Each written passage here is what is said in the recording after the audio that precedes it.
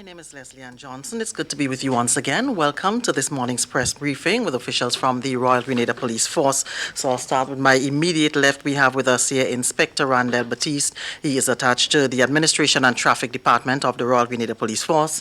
We also have with us Assistant Commissioner Chessman Prince, as well as Superintendent Vanny Kerwin in charge of Community Relations, and Superintendent Randy Connaught in charge of Traffic. This morning, we're talking police operational issues, hurricane preparedness. We know that the hurricane season is just around the corner. We're also talking traffic issues as well as emergency powers, COVID-19 regulations. So I will start off with Assistant Commissioner Prince. Okay, thank you, Madam Moderator, and good morning to everyone. It's a wonderful privilege and pleasure for us to again come to you via this medium, members of the public, to let you know what is happening within the RGPF in terms of our operations. And let me begin by first of all expressing our profound gratitude and thanks to Almighty God for keeping the city for us. We dwell on the portion of scripture that says, if the Lord does not keep the city, then the watchman watcheth but in vain. We have a responsibility to watch, and we believe and know for a fact that our watching is not all that is needed to keep our country safe, but the great Master and God Almighty help is always needed to watch over the city for us. I also want to express appreciation to all the persons, the citizens of Grenada, who has seen it fit and appropriate to comply with the emergency powers COVID-19 regulations in its entirety. I can say that there are people in our community and in our society that we had absolutely no problems with whatsoever. And I think that is the vast majority of our citizens. And I think they need to compliment themselves for the way that they behave and conducted themselves during that period of time. I also want to take the opportunity to recognize as well the frontline workers, the essential services workers from the various sectors, including the churches that have been in the background throughout this experience, praying for us and wishing us well. And again, to commend the officers of the Royal Grenada Police Force, including the traffic wardens, for the yeoman service during the challenging times. During the past 8 weeks, the RGPF stood strong and watched over the city with diligence to allow the nation to cope with the threat of the COVID-19 pandemic. This was not an easy task as we continue to do this, but the cooperation and support, whether tangible or intangible support from the community and the public of the public, made our task much easier. We are still in the state of emergency with a statewide curfew from 7 a.m. on the 11th of May to 7 a.m. on the 19th of May 2020. Now, with the provisional exception to the freedom of movement that may be exercised during the period 5 a.m. to 7 p.m. daily. What this means is that every person shall remain confined to the place of residence and avoid contact outside of the household, except during the period of the provisional exception for the freedom of movement to access essential services or supplies, or to move to and from work within the sectors that have been approved for operation during that time. This also means that if anyone leaves his or her residence, it must be for the purpose of engaging in any of the approved activities during the existing regulations. In other words, it is not expected that persons will leave their home just to go out and lime or just to go and hang out. It has to be for the express purpose of engaging in some essential activity or accessing some essential service that is provided under the regulations. The police will continue to conduct its operation to mitigate against the spread of this coronavirus by way of ensuring the social distancing protocol or the physical distancing protocol is maintained, and the observance of the wearing of the mask and all of the other protocols that give powers to the police to act on the violations or the violators. The police will continue to do those things to ensure that we are not going to be more vulnerable than we may have been in the past.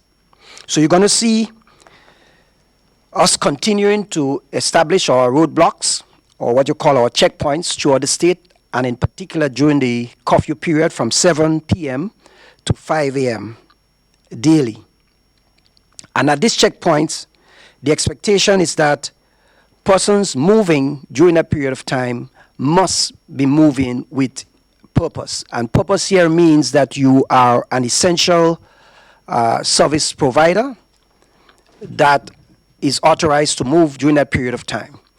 And this is about the movements of people, not the movements of vehicle.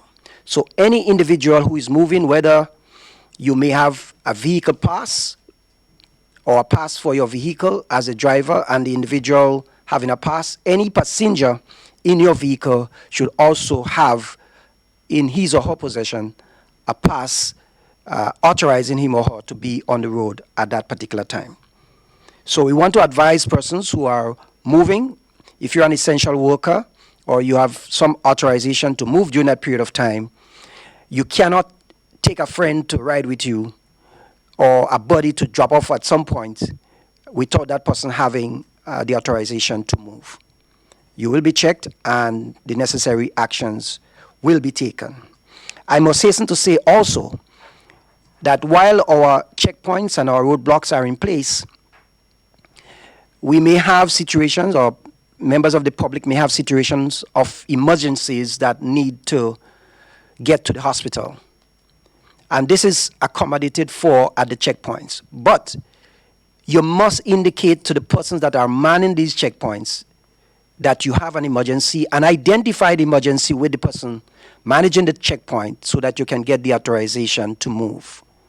The police doesn't have any intention to delay you outside of what is necessary to verify the fact that you in fact have an emergency. We must be very careful that even with an emergency, you cannot and you should not try or attempt to overrun a roadblock at any part of Grenada, because there can be serious consequences. So again, we want to appeal to the general public. If you have an emergency and you are seeking to get to the hospital and you come upon a checkpoint or a roadblock, what you need to do is to identify immediately to the officers manning the checkpoint that you have an emergency. Once they are satisfied of your emergency, then you can proceed. But do not attempt to run the roadblock or the checkpoint. Despite the cooperation of the vast majority of persons who comply and are continuing to comply with the regulations, we saw a number of persons who continue to violate the regulations throughout the period, most of whom have been arrested and charged or ticketed for the offenses under the regulations. I must say here that those persons who have been ticketed for the offenses under the COVID regulations are reminded that there is a grace period of 31 days in which you have to make payment on that ticket to any of the magistrate courts. Well, of course, in the jurisdiction where your ticket was issued. Failure to do so will result in a charge being brought against you, where you will be required to, again, answer to that charge at the magistrate court.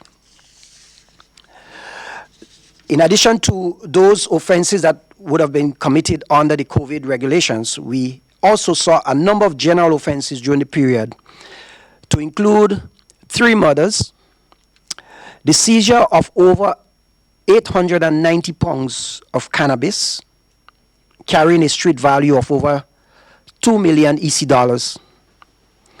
We also saw some domestic violence incidents and sexual offenses for which a number of persons were arrested and charged. I must hasten to say here that the Special Victims Unit is fully functional, and they can be reached at the hotline number 400. So if you are experiencing, you become or you are a victim of any domestic violence, sexual offense, or any other offense, you can reach the Special Victims Unit at the number 400. We are also seeing a trend in the use of social media threatening harm against police. The first being a video perpetrating harm against key individuals and the police. After investigation, we found out that that video was not made in Grenada. We have information that that video would have originated from Trinidad and Tobago. So at this point in time, no arrest has been made in pertaining to that first video. The second social media information was that of a thread of messages on Facebook or WhatsApp threatening harm against police, which was done after our investigation recognized that this was done by Grenadians, and which resulted in the identification of 2 individuals, one of whom was already arrested and charged for the offense of threatening language. The third was a musical video, which was very disturbing and offensive, promoting the use of offensive weapons and displaying same in a public place. This is unacceptable and will not go unpunished by the law. Investigation is still being carried out in this matter. I want to speak a bit about what we see also developing as another trend, and that is a total misunderstanding of the easement that are pronounced by the government on a weekly basis. We've seen from the start of this limited state of emergency, every week the government will indicate to the state what are some of the things that are allowed to happen and are not allowed to happen. And this has been the trend, where we started off with a complete lockdown, and as the week rolled, we saw the easement of a number of activities that were not allowed to happen before, that were given the okay to happen and to operate in the new dispensation. A lot of people are misunderstanding this easement to mean that they are free to just get up and do anything or engage in any activity. That is not the case.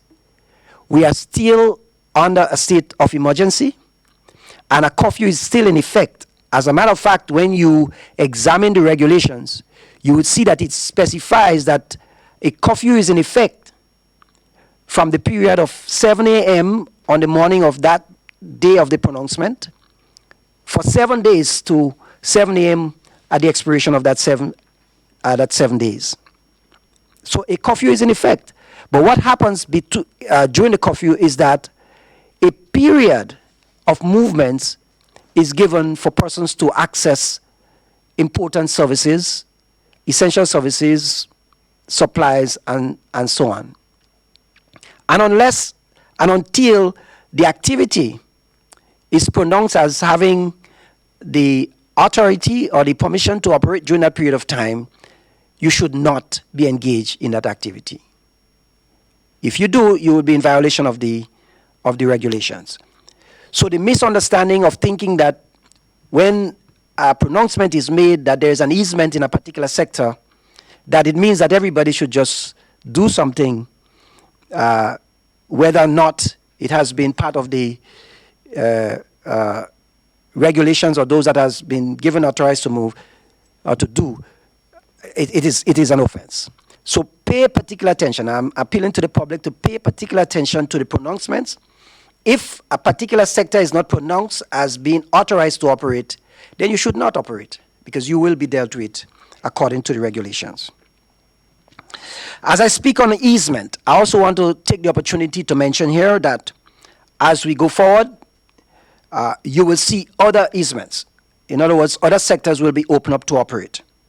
And one of which I know is a burning issue is that of public transportation. Now, I am not at liberty to speak in detail of this matter, since we are still engaged in consultation with the Ministry of Transportation and other key stakeholders.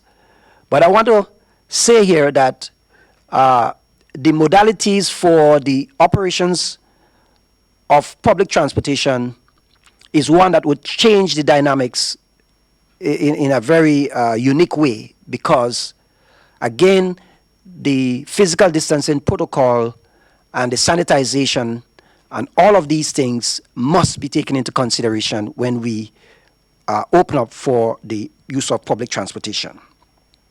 So again, we want to appeal to the public to bear patience. We are doing well so far. Let us not lose focus on what we are doing and why we are doing what we are doing. And to appeal to everybody to do their part to keep Grenada safe. Now, finally, before I hand over back to the moderator, I want to mention to the general public and to inform the general public that the RGPF is currently in its preparation stage for the 2020 hurricane season. And that comes amidst the whole operations of COVID-19. It's a difficult challenge for us, since the focus as we speak is on COVID, but we understand the need to be prepared for the hurricane season. And we have been doing this over the years, and we have been blessed without having a hurricane since Emily. But we cannot let down our guard and become complacent. So while the RGPF prepares, we are asking the general public to do their part as well and prepare. And so I would stop here and wait for your questions later. Thank you very much, Madam Moderator. Thank you very much, Assistant Commissioner Jesmond Prince. A lot of information there from you. I will go over now to Superintendent Vanny Cohen.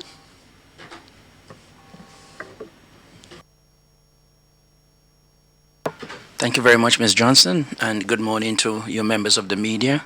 Good morning to the general public. You're listening or viewing us from wherever you are. God bless you on a beautiful morning in Grenada, if you're not in Grenada. We have had several calls in the last week as to what has happened, that we have not had a press conference last week. I must admit that the country is settling down very nicely. And because of that, we think all of the information were provided to you, and there was not a need to do that. However, subsequent to the Prime Minister's announcement on Sunday, we have seen a lot of misunderstanding, as ACP Prince has indicated. And as a result of that, we find ourselves having to address you this morning on some of these issues, and also quite a lot of the traffic related issues that has happened in the last week or two, and that are going to be happening going forward.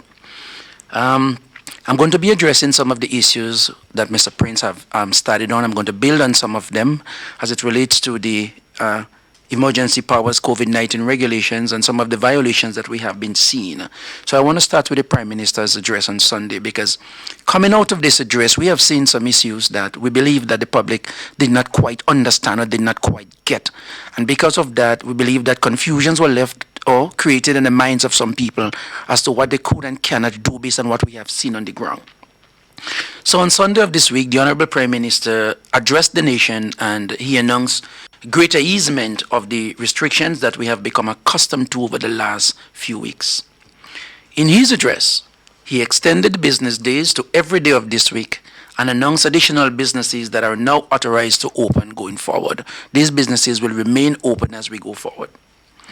One of the significant easement is the partial opening up of our beaches from 5 a.m. to 11 a.m.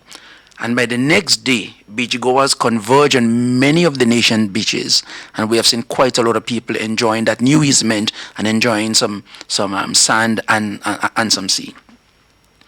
However, the easement of this restriction did not come with the relaxing of the established protocols that we have now become accustomed to.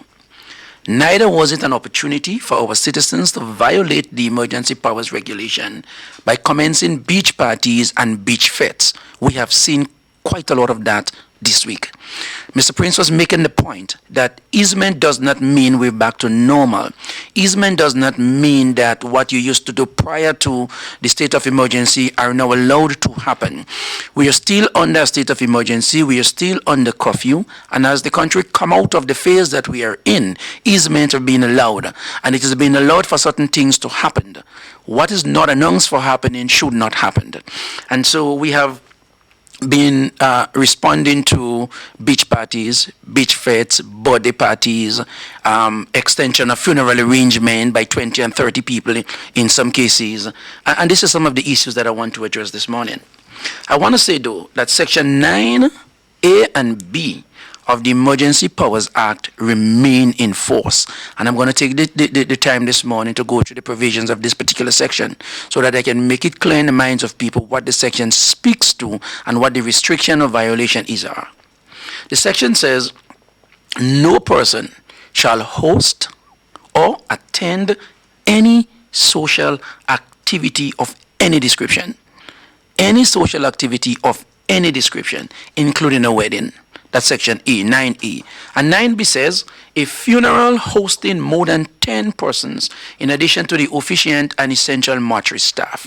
So these are some of the issues we have seen this week. Beach parties, birthday parties, fete, funerals larger than 10 persons, and these are services we have calls we have responded to in this particular week.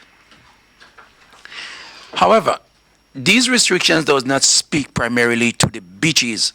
These provisions speak in a general sense, activities in a general sense, because it also covers the issue of drinking alcohol in public or on establishment. These provisions remain in place. These fetes that we have been seeing, people think is okay now that there is some easement that, you can stand by the side of the road and you can have a beer and you can have some alcohol in a glass. We are not there yet. The regulation still prohibits these type of activities, and we continue to enforce the regulation, and we continue to have calls for services and respond to these issues on a daily basis this week. I therefore want to remind the public that the curfew, as Mr. Prince was indicating, remains in force and is in force. The easement is given to us so that we can go about our daily lives to access the services that are common, that have common stream. And by now we're well familiar with what those services are, supermarkets, etc. And every week, more services or more businesses are added to that list. So when that easement is being allowed, it's for us to go access those services and get back to our place of residence. It's not an opportunity for us to meet people we have not seen in a long time, congregate unnecessarily, violate the 6 feet, violate the alcohol provisions, go on the beach with your coolers and having a good time and having a birthday party for the whole neighborhood or for the whole world. We are not there yet. And I want to implore the public this morning. We continue to enforce this regulation. When the time comes that the country opens up in that sense, we would let you know. The government will let you know. Through some medium, maybe this medium, some other medium, but it will be communicated to the public. There will be no doubt when these activities can take place. They are not yet opened up, and you should not participate in activities that violate the COVID powers regulation. If you do, unfortunately, I have to say to you that law enforcement will respond, and we have been responding, and we will continue to respond. Thank you. Thank you very much, Superintendent Vanny Cohen. We still have with us, of course, Superintendent Randy Connaught and Inspector Randall Batiste. So, Superintendent Connaught, I'll give you a moment to say a few words, and then we'll come to Inspector Batiste. Good morning, and thank you, Madam Moderator, and a pleasant good morning to you, the members of the media, and to the audience tuning to this press briefing. It is indeed a pleasure to be here once again to provide new information and feedback regarding our special vehicle inspection operations. I will present a general overview on the progress made in this respect, and Inspector Batiste would further drill down into more detail. First, I would like to acknowledge our partners in this effort, the Inland Revenue Department. They have been playing a very integral role in the success realized thus far. They supported this venture, and in addition to the management and staff of the Grenada National Stadium Authority, they have been very critical and a very essential partner in this effort. Now, 2 weeks ago, we commissioned what you call three temporary inspection sites across the island. One at the National Stadium in the area of Gate 6, one at St. Francis Street in Guelph, and the other at the Pearls Airstrip.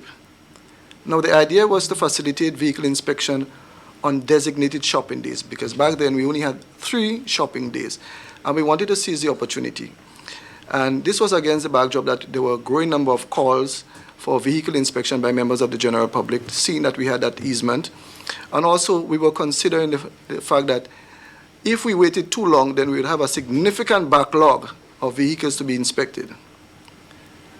So this afforded us an opportunity to strategize and to utilize a strategy that would cater for large volumes of vehicles. So we had to look at the areas very carefully before making that determination, and to ensure that efficiency would be of paramount importance and a factor that was built in, and to ensure that we can manage the amount of vehicles that we were going to attend to on a day-to-day basis, considering the fact that there are curfew times, and the general public had to utilize the time afforded to them to attend to other business and also to try to squeeze in some time to have their vehicle inspected. But I must say that this operation surpassed our expectation, and the feedback has been encouraging thus far. The most noted feedback has been the appeal from a wide cross-section of the public to keep this new approach for the inspection. It is something that has been tabled already, and at the end, it will be one of our biggest takeaways.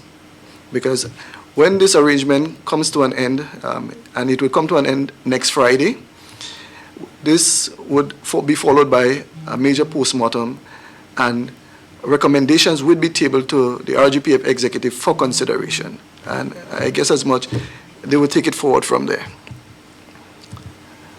Now, realizing the gains was not without its logistical challenges, which had to be ironed out first, some of which had significant cost implications.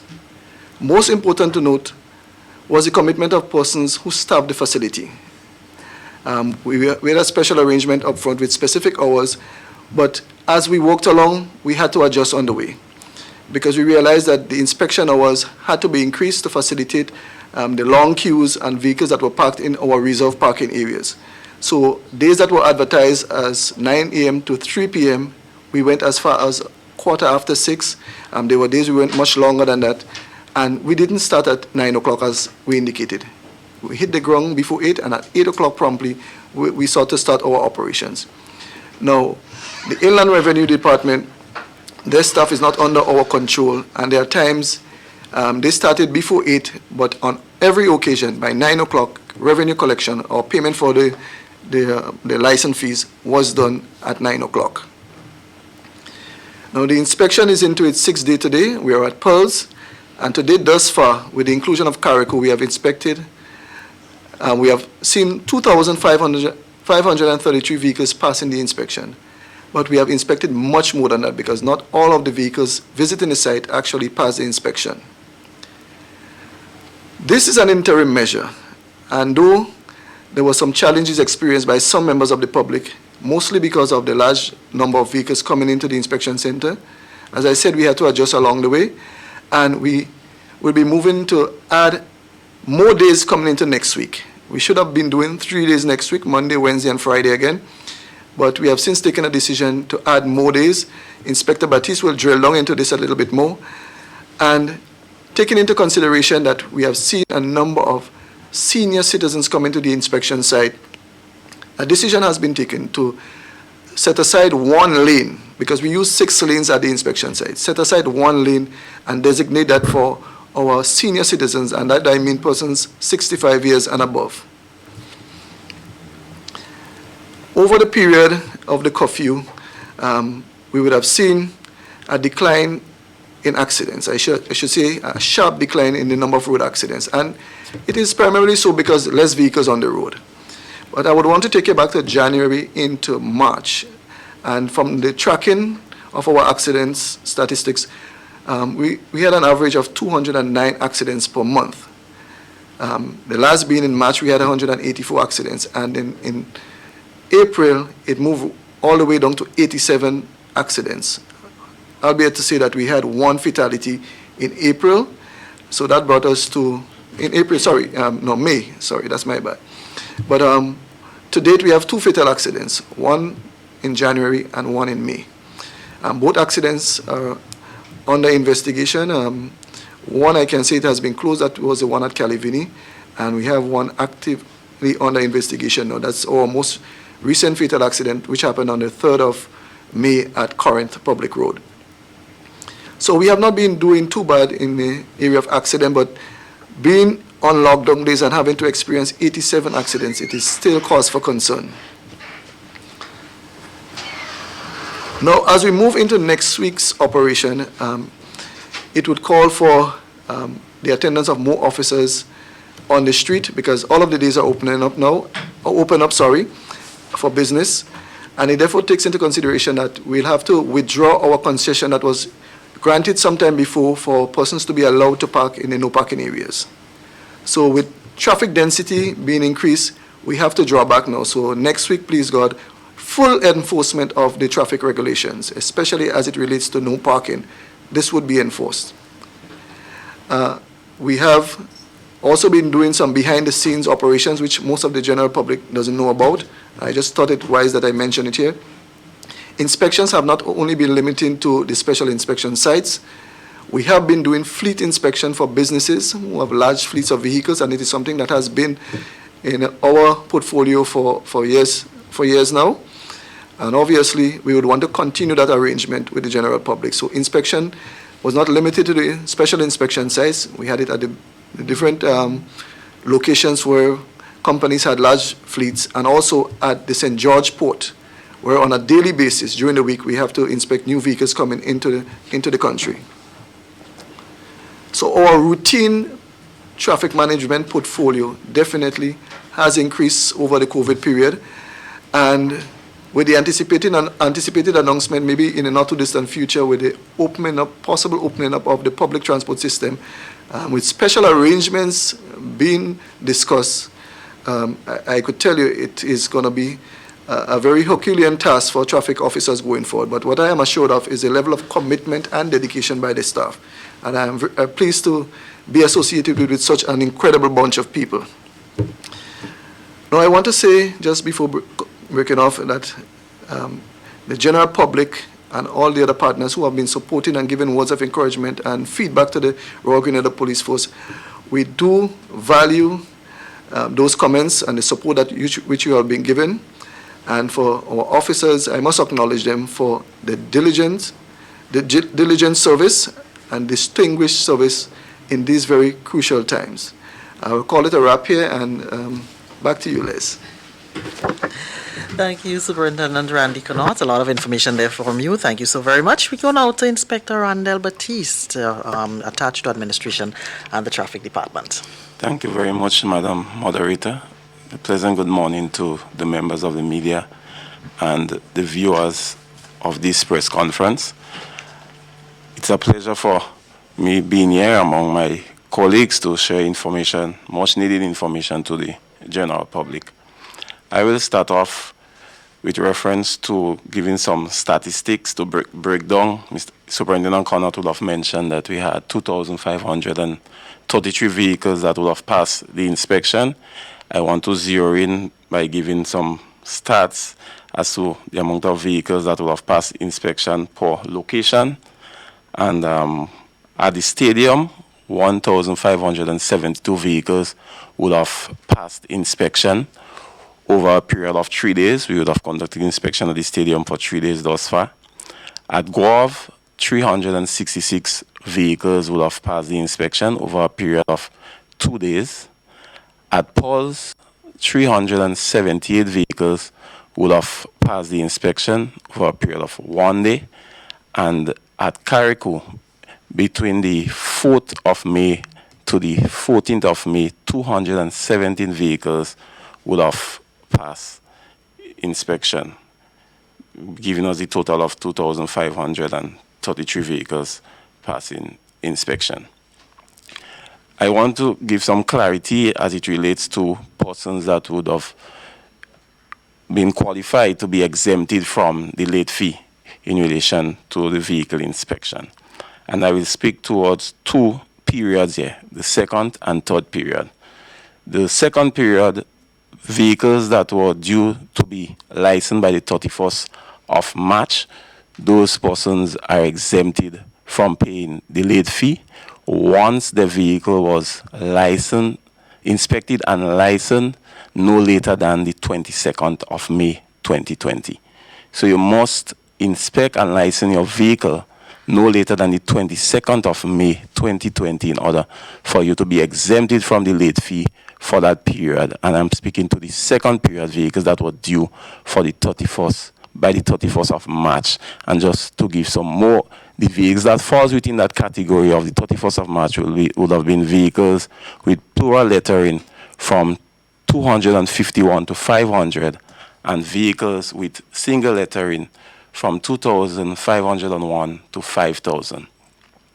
In addition to that, vehicles that falls in the category for the third period will also be exempted from paying the late fee once the vehicle was inspected and licensed no later than the 29th of May 2020.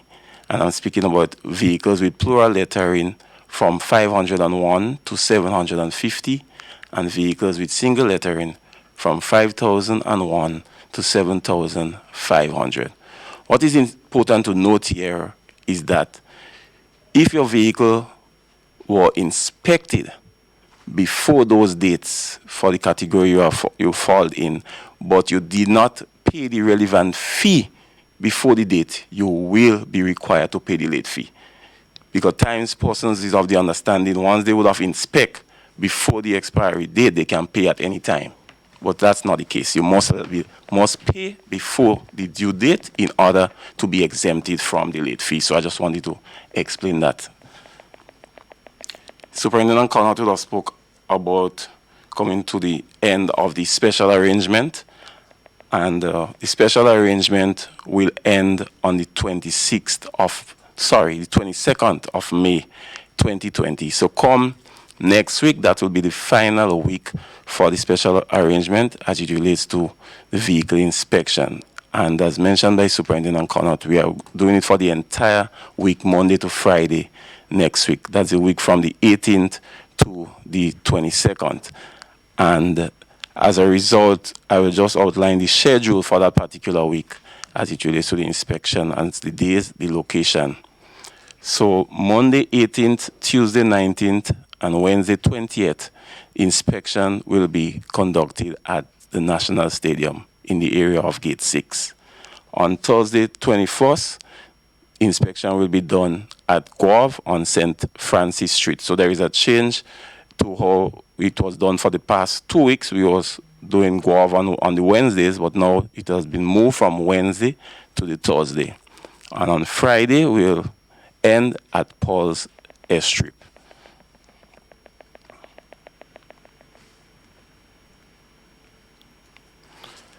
Also, we have the fourth period, which is the last period for the vehicle registration. That's vehicles with plural lettering 751 to 999, and vehicles with single lettering 7,501 to 9,999. These vehicles inspection period should have commenced on the 16th of May. However, it will commence now on the 19th of May, Tuesday, the 19th of May, and it will expire on the 30th of June 2020. So persons that fall within that batch can start to get a vehicle inspected from Tuesday, 19th of May.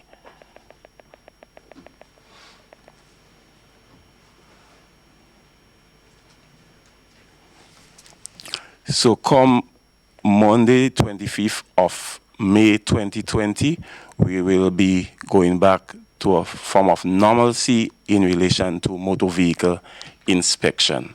So I just want to outline, in case persons might get carried away by being so caught up with the special arrangement that we would have made before, to remind them as to the days for the normalcy. So we have 7 inspection centers throughout the Tri-Island State of Grenada, Carriacou, and Petit-Martinique. We have the police garage at Dusty Highway, which will conduct inspection Monday to Friday every Monday to Friday of each week. That's for St. George's. And then we have at Paul's Airstrip every Monday, Tuesday, Wednesday of each week. Then at St. David's Police Station every Thursday and Friday of each week. Soters Police Station, that will be at the fire police station in Soters every Thursday and Friday of each week. Also at Victoria Police Station every Wednesday of each week. At Guelph Police Station every Monday and Tuesday of each week. And at Carriacou every Monday to Friday of each week. And the inspection will start from 9 to 12 and 1 to 4. That's it for me for now. Thank you. Thank you very much, Inspector Randall Batiste. Okay, colleagues, we got a lot of information from the officers here. We are ready to open the floor for your questions. Anybody's ready as yet? All right, good morning, Mikey. Go right ahead. Hi, good morning. All right, so from the beginning of the curfew to now, have you seen an increase in criminal activity and accidents now that people have probably gotten accustomed to things?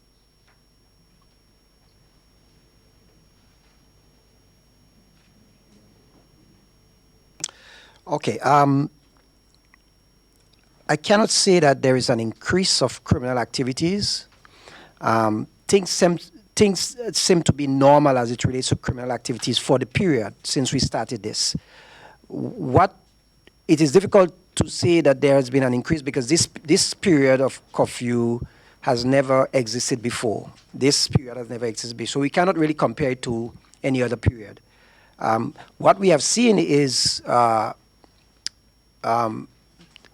just offenses spread out throughout the period, varying from the murders that we've seen, some sexual offense, domestic violence, and so on. They are spread out over the period. What we've seen is an increase in the offenses against the COVID Act. When we started this, a lot of people were not certain, so they kind of complied from the beginning. And then later on, we start seeing when the easements have been announced, we've seen people just doing things kind of crazy to the point where they did not care anymore. And so we had to take action. So we've seen a number of, an increase in that, in the offenses against the COVID-19 regulations. Do you have another one, Mikey? Okay, so that answers my question. $2 million in drugs, that's a lot. Would you say that it in some way had to do with vulnerabilities from the regulations itself? Well, the fact that the COVID regulation was a special regulation for the COVID period, what we think happened during that period is that some persons saw the opportunity to engage in the trade despite the fact that they were not supposed to move, to remain in their place of residence. They decided that they want to take a chance to do something and probably get away with it. Unfortunately, that was not the case. So we see the result that they've been caught, and of course, the seizures were made. Now, that is the funny thing about the people that are involved in that trade. They would look for any opportunity to be engaged in this. And if we do not have good intelligence, they would sometimes get away with it. Unfortunately, that was not the case this time around. Any other question from you, Mikey? Okay. Yes, I have just one more question in this round. All right. I monitored a report that came from the police a couple days ago. It spoke to a female at Woburn who was charged with money laundering, having in her possession in excess of $14,000. I didn't really pick up what really the offense was, because I did not know that it was illegal, and you could probably enlighten me on this, to have a certain amount of money within your property, and that constituting money laundering, unless there is a separate offense that's associated with that charge that we are not aware about. Thank you for the question, Mikey. In this particular case, and in money laundering generally, the mere possession of a sum of money does not constitute the offense of money laundering. You must have that sum of money, and that sum of money must be tainted in some way. In other words, it must be the conduct or the result of some criminal conduct. Right? And I want to put it this. There is a British case, and I'm glad you asked the question, Mikey, because it gives me an opportunity to explain to the nation how the law on money laundering works. There is an interesting case coming out of the Court of Appeal in England that addresses the issue of money laundering. It's a case of Aaron Anvar.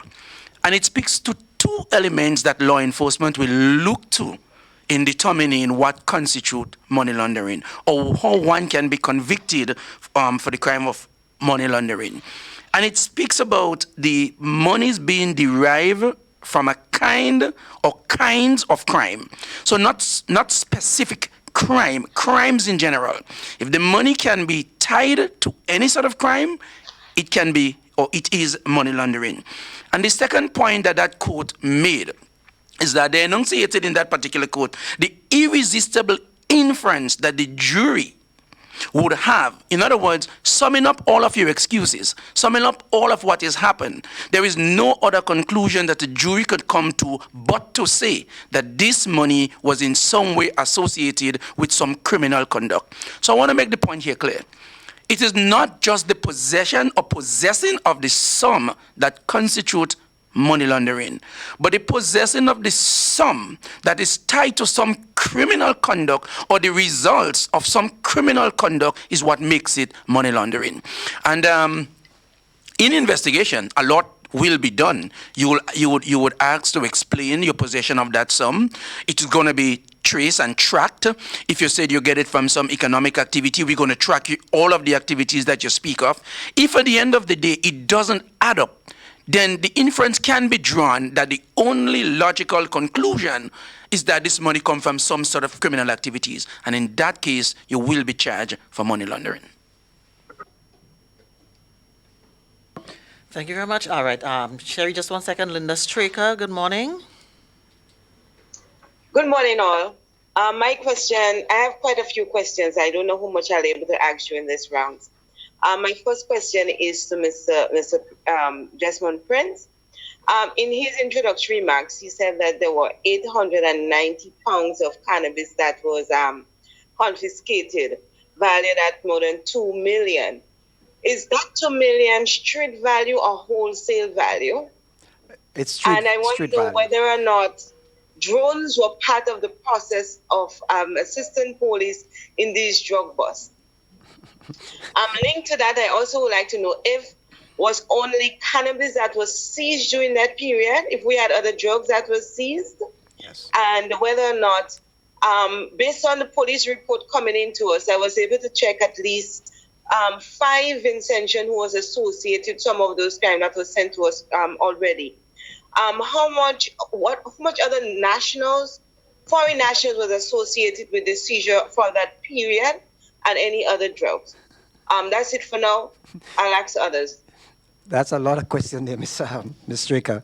All right, let me see if I can answer them. First and foremost, the value of $2.2 million, was street value. Yes, that was a street value estimate. The drugs that were seized during the period of time were mainly marijuana or cannabis. We've had some seizure of cocaine to the sum of about 12 ounces. That too had a street value of about 1,000 EC dollars. And we also had some seizure of cash, I think somewhere in the vicinity of $38,000. In terms of the nationalities that were involved in the arrest for the cannabis and the other drugs involved, as you correctly stated, they were Vincentians and Grenadians. There were no other nationalities involved in the seizure or arrest for those offenses. I can't remember the last question, but I don't know if there was another one that I missed. Linda, can you repeat? Can No, you the repeat question your on the last drone. question? I just remember. The Okay. question on the drone, no, the drone was not involved in any of that operation. All right. Sherry-Ann, good morning.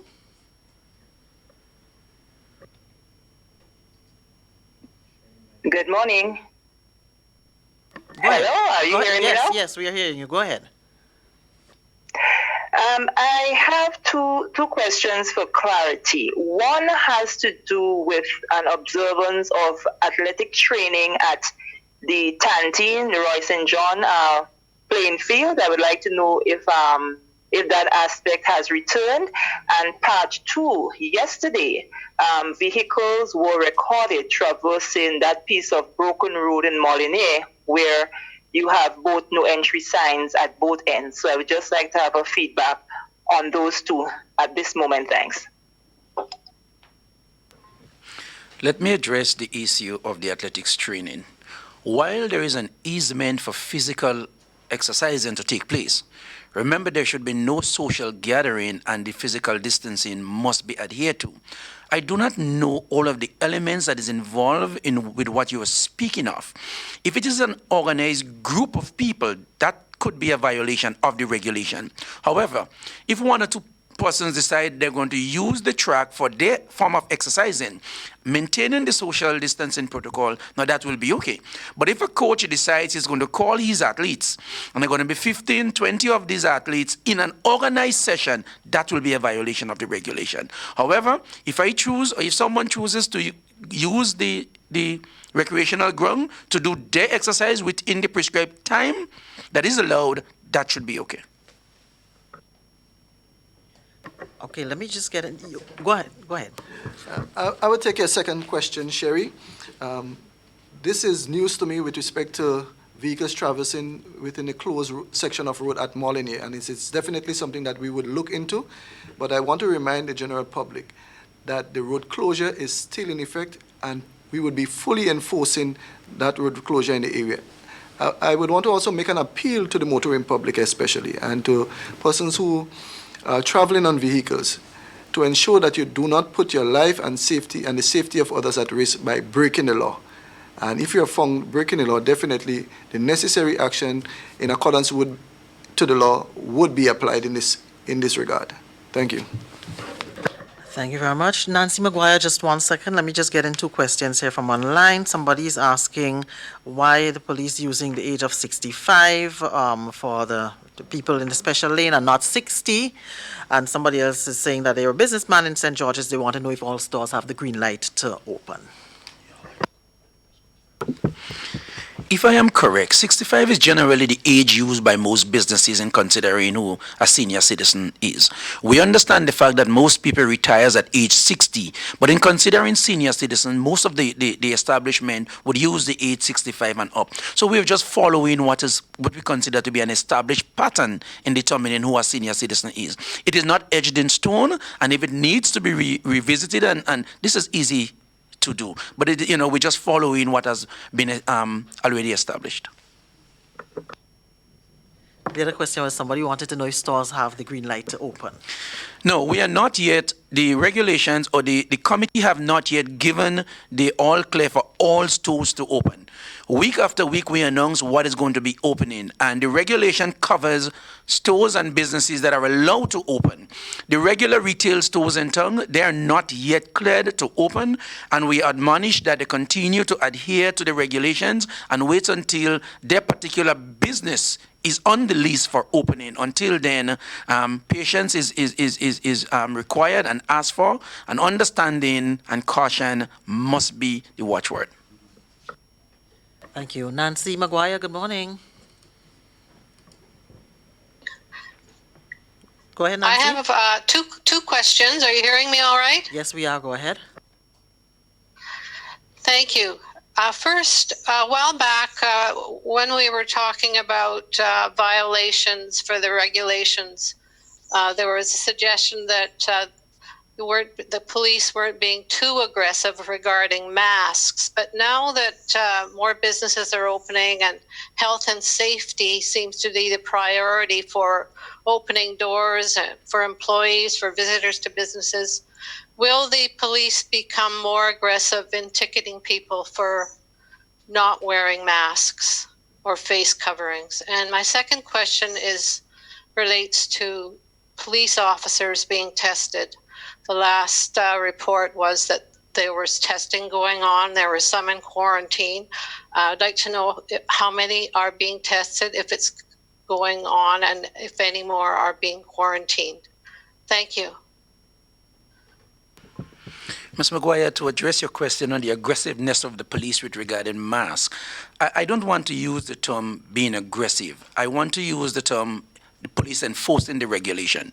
It may seem aggressive to the public, but we're doing what we're asked to do and what we're being paid to do, which is to enforce the regulation. And the regulation then, the period that you spoke of, made it mandatory that masks should be worn publicly, understanding that that was one of the channels or one of the conduits of the transmission of the disease. And to ensure that the disease doesn't spread beyond where it was at the time, yes, we had to do what we have to do to ensure that we contain and mitigate against the spread of it.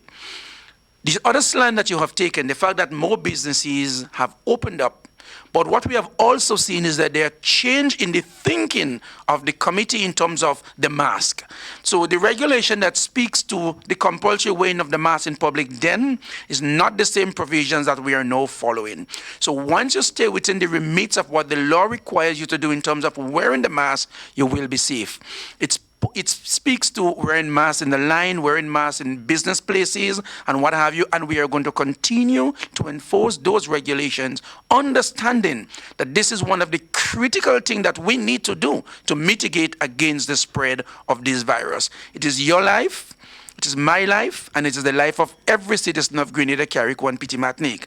And what we are doing is supporting the efforts of the Ministry of Health in ensuring that this virus does not go beyond where it has already gone. You did ask a question, sorry, about the testing of police officers and quarantine. Yes, we did indicate in our last press brief that a number was given then as to the amount of police officers tested. And I did indicate then that there were a number of police officers who were on quarantine. Happy am I to report this morning that all of those police officers who were on quarantine are now back to work. None of our officers are infected with the virus, and all who were on quarantine are now back to work. Testing continuing not as aggressively as it has been then, because as you would appreciate that we have not had any announcement from the Ministry of Health in the last week or two. It means that there is some sort of containment that is happening, but we continue to ask that our officers who have been exposed in some way or the other, 2 persons who were exposed to the virus be tested. And yes, testing is continuing, not at the rate and scale that it has been before. But we are happy to report that all of our officers are safe, have not been tested positive for the virus, and those who were in quarantine are now back to work. Okay, colleagues, Linda, you have another question? Yes, I do. Officer Cohen mentioned about the misinterpretation of what has been announced so far. Every week we are getting more and more easement. Now, in the earlier days of lockdown, when the police had briefing, we were provided with data as to the number of persons who was arrested and possibly what they were arrested for.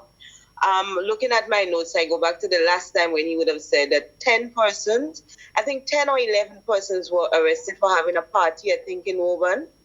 Now, this morning he's mentioning of persons having parties on the beach, birthday parties, and more persons going to funerals. Now, since can you update us as to the amount of persons who have been arrested in violation of the Emergency Powers Act and possibly which offense they were arrested attached to? Because you mentioned birthday parties, beach parties, and so forth. So can you give an idea as to the amount of persons who has now been officially charged under the Emergency Power Act, and possibly those who have been ticketed? Unfortunately, Ms. Shrika, I do not have the data, collected the data, and mined the data so as to give you specifics. I promise you at a later stage, we will be able to tabulate all of what has happened and be able to present to the nation what we have seen. These are unprecedented times. We have never had a state of emergency like that before. And so I think it's important that the nation know what has happened. Unfortunately, this morning, I do not have the cumulative data with me, but I promise at some stage I will be able to present that to you and to the nation. I do have a follow-up, Les. Linked to Section 9 of the legislation is the use of the word social activity. No one shall host or attend a social activity. Can you tell us what is the definition for a social activity in law? I think, Ms. Rika, you're sending me back to either English class or a legal study here. We ought to interpret the legislation. The legislation did not give us a definition of what social activity is, so obviously we go to the ordinary English dictionary to find what that definition is, and then we apply it. My final question for now is, also in the earlier days, we were told of no reports of child abuse and child neglect and in some cases domestic violence. As we go older, in this 5 weeks, 6 weeks going, we are now learning of such reports. Is there a compilation as to the type of abuse that has been happening? Earlier in the year and late into last year, there has always been, every week we've seen of 2, 3 child sexual abuse cases. Can you share with us what is happening in that under those data with regard to child sexual abuse and other form of abuse cases? I cannot speak definitively about child sexual abuse. What I can say to you is that we have had a few reports of domestic abuse as it relates to children. I cannot speak, I do not know, and I'm subject to correction here, that we have ever presented child sexual abuse. I know we have presented some form of domestic abuse. We have had 2 persons arrested in the past week. With that, we continue to see 1 or 2 of that happening, and we continue to see 1 or 2 of domestic disputes on a whole, not necessarily domestic violence, but domestic disputes. Those we have seen, and this is understandable. People who have not been in the house for so long together collectively. I mean, that was one period. Now we had a period where you're forced to be home, mother, father, and in some cases, the entire family. And so there are going to be disputes, there are going to be disagreements, there are going to be issues brought between brothers and sisters, husbands and wives, and we have seen those. Most of them are not violent, but there are disputes that we have attended to, we have responded to, and in some cases, no arrests were made because it was not necessary to make these arrests, because police officers are not only police officers for arrests. We sit with disputing parties, we counsel, we bring solutions to problem, and we have done a lot of that. In these difficult times, the focus was not on arrest and court. The focus was on helping people understand the times that they were going through, how we can relieve the stress that many people were under, and we played our part in the social aspect of our job as well. And we've done that, well, in my view, very well. Okay, great. Colleagues, so we've passed the 1 hour mark, so we'll have to wrap up in a minute. Mikey, go ahead quickly. All right. In the presentation this morning, we heard of emergency situations, and you have to wait for the people manning these roadblocks to approve of your emergency before you can proceed. After proceeding in your first block, let's say somebody is living in Soteres, I guess they will be meeting several roadblocks. Will they have to explain the same situation to every roadblock that they meet, or will the information be communicated so as to eliminate the amount of delays you have in that emergency?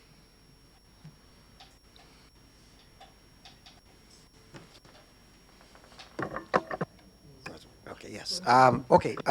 Mikey, one of the ways in which we appeal to the people or the persons who are having these emergencies is first and foremost to call the 911 number.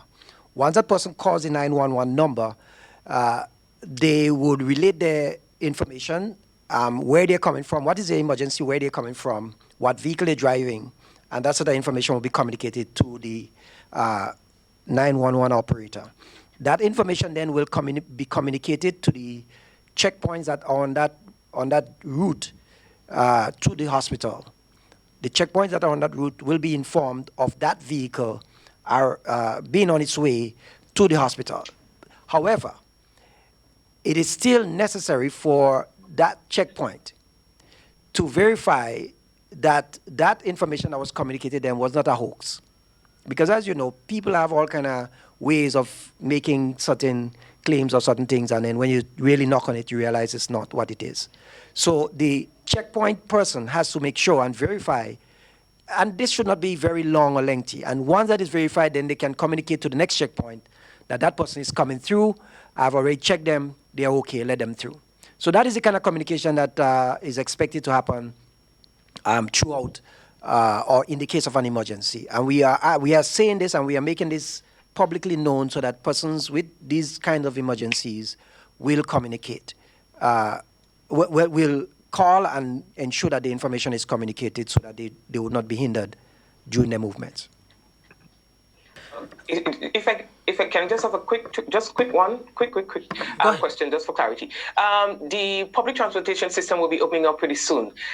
Is that happening? The conversation being had with the representatives from the various associations, so that you don't end up in any misunderstanding or contentious situation when the buses are now allowed to operate? I think that this is another phase of the discussion. There were some preliminary discussions with some of the major stakeholders, the Ministry of Transportation, and some of the other areas that needed to be early in the discussion. Subsequent to the discussion, we believe that we need to have a plan if we are going to speak with the Bus Association. And so the Bus Association, as we speak, will now become part of the discussion going forward. Okay, great. So we'll take the final two questions, Nancy McGuire, and one that I have online. Somebody's seeking clarification as to whether they are just signs on both ends of the Molyneux Road or they're roadblocks. And if they're just signs, why aren't there roadblocks instead, just to ensure that people do not go through that area? And then Nancy McGuire will come to you and wrap things up. Okay, just to answer the final question, that's from the person online. There are signs at the both ends of the Molyneux section of road that is closed. But taking into consideration that the road is affected to some distance inside of the roadblock, and there are residents in that area who can still have access, who should still have access to that piece of road. We allow for only persons who reside at least 100 meters past the roadblock at the intersection with Montmorency Junction to have access to the residents higher above, and they are not affected or they would not be placing themselves at undue risk if they have to traverse to the place of residence. So roadblock is permanent on the end of the Happy Hill side, but it is slightly affording some vehicular access on the Montmorency end, just for the residents higher up. Thank you so much. Nancy, final question. Thank you. I'm just asking about people that are back to work, back in an office somewhere, and they're feeling that they're not getting the proper social distancing. First of all, should they call the police? And secondly, are the police involved in looking, just peeping in the front door of businesses to see if the social distancing is taking place? Because there's so many businesses now that are open. Thank you. I'll take the second part of your question first. And to answer you, yes, when as businesses come in stream and as we do our patrols, we do at times peep into businesses to ensure that the line is what it should be in terms of the physical distancing. But if you're in an establishment that doesn't cater for the 6 feet, then the managers or the owners of the establishment have a responsibility in law under the regulation to ensure that if you're called out to work, the spacing, the physical distancing can be applied. If you're uncomfortable, my suggestion will be you need to have a discussion with the manager, the owners, to say, hey, listen, I am not comfortable sitting that close to my colleague because it requires me being 6 feet and the office may not allow for 6 feet. So there may have to be some retrofitting, some adjustment because your health is at stake here and you should take responsibility for your health. Thank you very much. So, gentlemen, you all have a minute each to just say any parting words that you may have. We can start with you. Sure. Okay. Well, again, we want to thank you for the opportunity to share with the public some of our concerns and our plans in going forward, and to basically remind the public that we are not yet out of the clear with this situation, and the fact that we are in it and we are still going into the hurricane season, being in a COVID environment. We want to exercise extreme care and caution with what we do and plan for the hurricane season in the best way. As we know, every family should have their family plan, and businesses should have their own plan, so that you can mitigate against any severe damages that could occur. So again, we are not yet out of the clear, and we are going through. We've been doing well thus far. Let us continue on that part, and let us be each other's keeper to keep Grenada safe. Thank you. Thank you very much, Superintendent Kerwin. In closing, I just want to make an appeal to the public and provide some information. We have heard in quite a lot of our press briefings before the notion of police brutality. We've heard it a lot. I've been, had to address this question on almost every press briefing that we have had. I want to say to the public that the Community Relations Department of the RGPF, we have now normalized our operations. Staff is back in place. And so anybody who feel that they were aggrieved in one way, or they feel aggrieved one way or the other by the actions of the police, you're invited to come into the call in, and when it's possible on the business days, you can come into the Community Relations Department and you can lodge whatever complaints that you have. We have seen a lot of videos. We have not had much of these complaints coming in. I want to give the public the assurance that complaints against police officers do not get swept under the rug. We do investigate these complaints.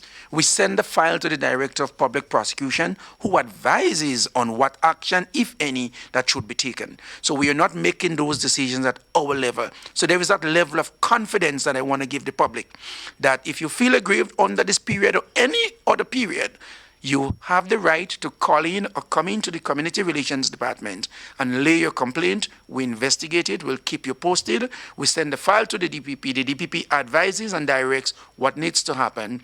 And the public know by now that we have arrested and charged quite a lot of our own over the last couple of years. And that's an indication that we do not intend to sweep anything under the rug. And justice for one is justice for all, including our police officers. I want to say thank you to members of the media and to the public for adhering to the regulation, and those of you who played your part in ensuring that Grenada remains safe and that we do not have more than we have had. I want to thank you for your cooperation. Those of you who cooperated with whether it's law enforcement, the Ministry of Health, it required a holistic effort, a country effort to be where we are now. And as Mr. Prince said before, the vast majority of Grenadians played their part and delivered that kind of cooperation that we needed to ensure to be where we are. So as we go forward and as we open up more, please let's be guarded and be vigilant, and that we do not just, violate everything all in one and get us back to where we have just come from. Thank you. Thank you very much. Go right ahead. All right, thank you, Les. I must say that I am encouraged by the level of support that we have been receiving from the general public. And I think that gives us the impetus to make the additional sacrifice that is required in these very unusual times. But I will just end here by saying that we have opened up a full week of inspection next week, and I would urge persons with vehicles to take advantage of it. And even though the lines can become long at times, because just getting an update from Pearls, I understand that Pearls is over already, has a very high volume of traffic up there, but we would manage, suffice to say. But after having your vehicles inspected, and you collect your inspection certificate, you can use the one-stop facility that would be in place until next Friday. Or if you so choose to do, you can go away with the certificate and make your payment at any of the district revenue offices, and then you collect your license decal thereafter. So I would encourage again to all of us, the motoring public especially, to be extremely careful and to drive with due care and a level of responsibility that would minimize our accidents along the roadway. I am encouraged, as I said, by the fact that the general public is very supportive of our efforts, and we do take on board and we critically examine all of the feedback that we're given, and they would form part of the recommendations going forward. I look forward again with great anticipation to appear on a similar program, so at least we can provide further update. Thank you and have a blessed day, everyone. Thank you so much. Last but by no means least, Inspector Randall Batiste. Thank you very much, and I want to say thanks to the GIS for giving me the opportunity to shed much and important information to the general public. I want to remind persons that is preparing to do the inspection, it's very important to do your re-inspection, ensure that everything that is needed to be done and your vehicle is in that state of roadworthiness. For persons who have access to the laws of Grenada, I would advise you to read Regulation 22 of Chapter 201 of Volume 9 of the 2010 revised edition of the laws of Grenada, and this will definitely give you a clear indication as what is your requirements prior to going to do your vehicle inspection. So once again, I want to say thank you. Thank you very much, and here's where we end things for today. Thank you, gentlemen. Assistant Commissioner Jesmond Prince, Superintendent Vannie Kerwin, Superintendent Randy Connaught, and Inspector Randall Batiste. Always a pleasure to have you to update the nation. Colleagues, thank you so much as well for all your questions. And just to leave with you a bit of information, there will be a COVID-19 update statement by the Ministry of Health at 12:30 this afternoon. And also let us remember our National Day of Prayer on Sunday. Have a great day, everybody, and a blessed weekend. Thank you.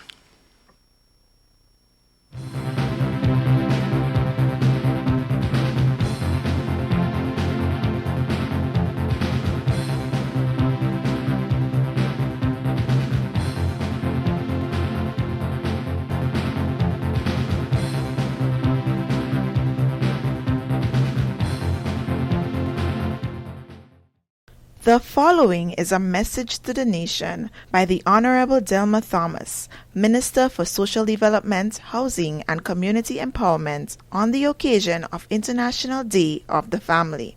Sisters and brothers, fellow Grenadians, the value of family has never been any clearer as it has been during this worldwide international pandemic.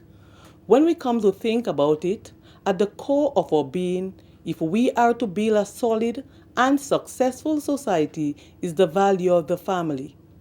For when the world changes overnight, when the challenges lay bare all of our vulnerabilities, the foundation we have to carry us through is that of the family. And I want us to think about that as we observe the International Day of the Families. As the challenges of this pandemic have forced all of us to spend a lot of time apart, it should have afforded us a rare opportunity to bond with our families. As the Minister of Social Development, Housing and Community Empowerment, I have long advocated that the way to build a secure and mature society is by putting greater emphasis on the family. All economic policy, all developmental strategy will be laid bare if we do not have the foundation of a strong family structure in the society. Let's reflect, let's remember, and let's build.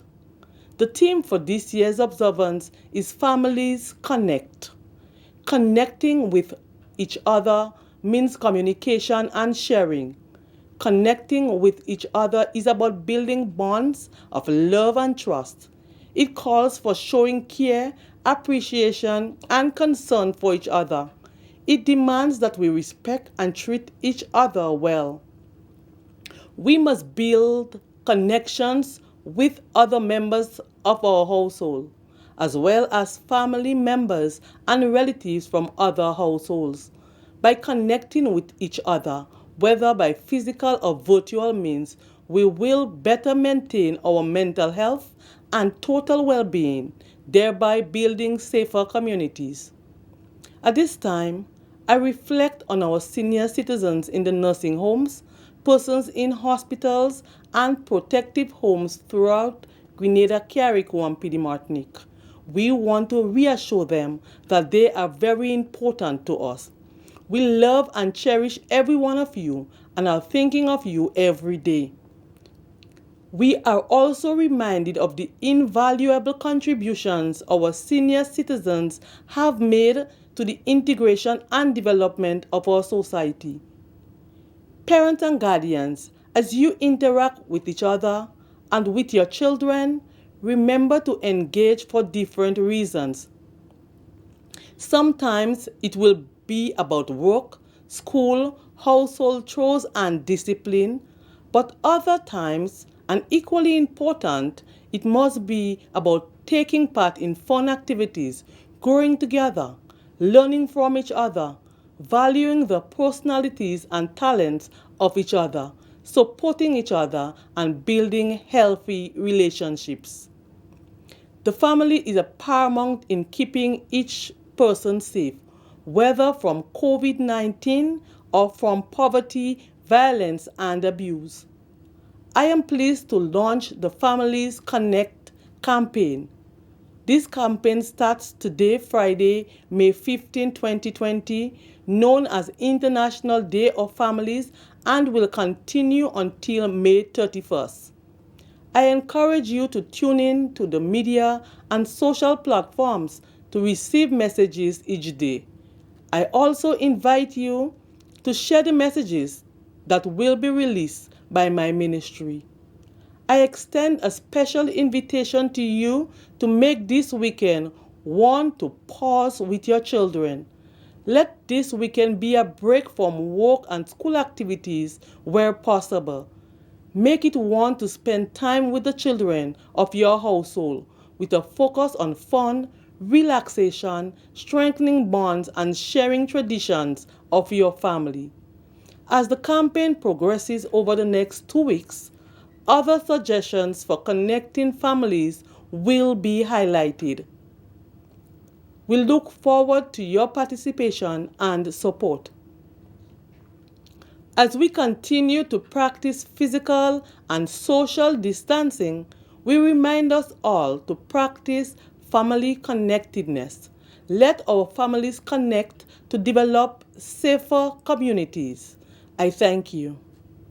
The proceeding was a message to the nation by the Honorable Delma Thomas, Minister for Social Development, Housing and Community Empowerment, on the occasion of International Day of the Family.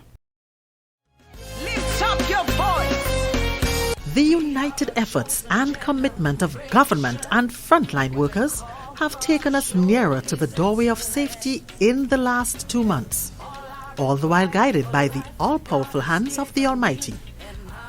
The time has come for a unified day of prayer. On Sunday, May 17th, one voice saying thank you. A collaboration of the Government of Grenada, Alliance of Evangelical Churches, and the Conference of Churches in Grenada.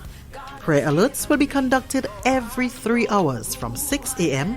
to 6 p.m., highlighted by recorded prayer on social and mainstream media platforms. Grenadians all, from 4:30 p.m., the nation will enter into an important hour of prayer. And from 6 p.m. to 7 p.m., there will be a praise hour with the sound of music and giving thanks to God from the comfort of our homes. This is an era of COVID, but in many ways, it's a time for bonding. Come together this Sunday, May 17th, on National Day of Prayer.